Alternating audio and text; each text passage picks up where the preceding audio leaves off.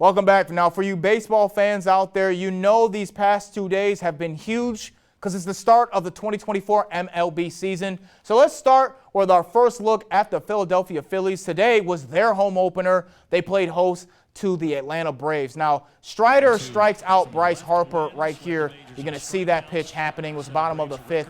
Count 2-2, 1 out, runner on second right there. Still scoreless, though. Brandon Marsh, though, he does it a little bit differently than Bryce Harper does because this is a 2-run home run to left center. Phillies take a 2-0 lead. And that was basically the end of it when it comes to the Phillies because the rest of it was all Braves. You're going to go to the top of the eighth, runner on third, game tied at 2. Michael Harris, the second, singles to center, and Matt Olson scores. So Braves overcome the early 2-0 deficit, and they take a 3-2 lead in the top of the eighth. Now, later in the same frame, count is 2-1, bases loaded, 2 out, same score, and Ronald Acuna Jr. singles to left. Harris scores. Braves lead 4-2. And then they continue to score. They score on a walk-on and a missed pitch later in the same frame. It goes to 6-2.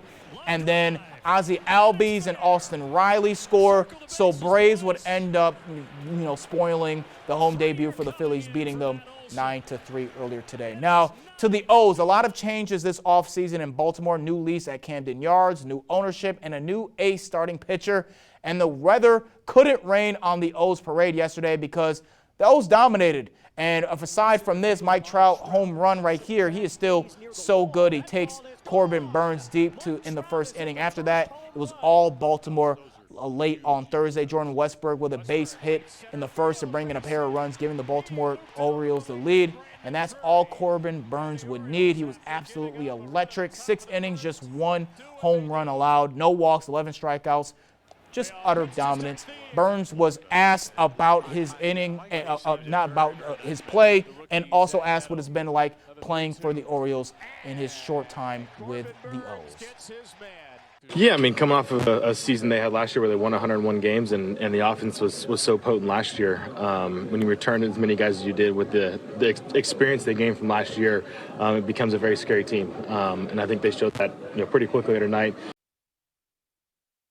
Yeah, this is a great time to be an O's fan if you are one. The team won 101 games last year, and they won the American League East. So expectations were high coming into opening day, and I think those guys exceeded those expectations for the O's fans. Corbin Burns punched out 11 total strikeouts. That's the most in a team debut in O's history. 11 runs on 10 hits as well. So great pitching and great hitting. This team is going to be downright scary this year. That's how they look so far. And they haven't even called up their other star players from Norfolk. So these O's are definitely primed to make a World Series run this season. If they keep playing like they did yesterday, I don't know who could stop them. So let's get to more O's talk, because in case you're still unsure of this ownership group, who, if they've won over the Baltimore fan base, check out this scene before the game at Pickles Pub. That's one of the minority owners right there. Mike Orengetti announcing free beer for the entire pub. Billionaires, they should be able to just go to different pubs, and that's how they'd get the common folks that like them. Just say, hey, I'll cover the whole tab for the rest of the night. They can afford it. O's win 11-3. So great day at Camden Yards, and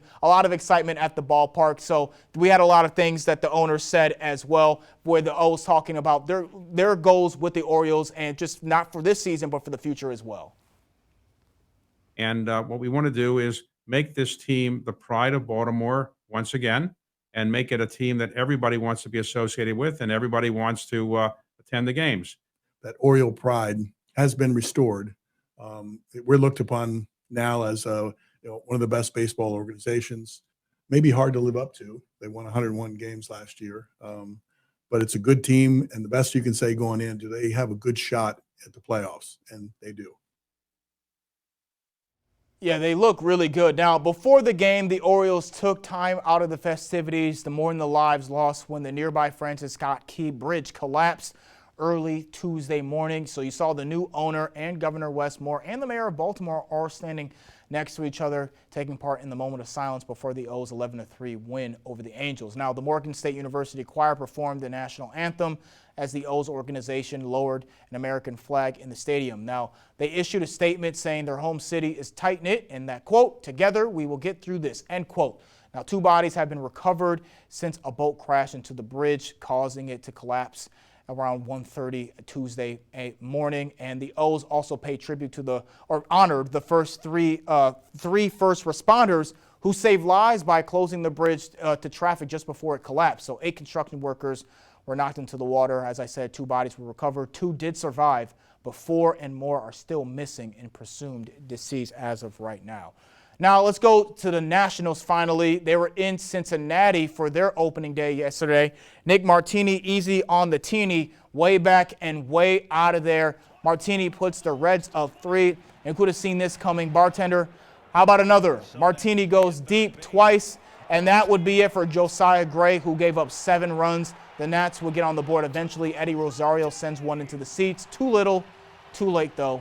Reds would take it 8-2. As for the Phillies, as I said, they played host to the Braves, so they lost that game. So the only team that won their opening day game was the O's. So that is it for this block. When we come back, we'll bring you all the local news happening here on Delmarva. Plus, we'll get a full look at our forecast. Stay tuned. This is the Delmarva Sports Insider. I'm Coach Lacey Lord with Salisbury University Softball, and you're watching Delmarva Sports Insider.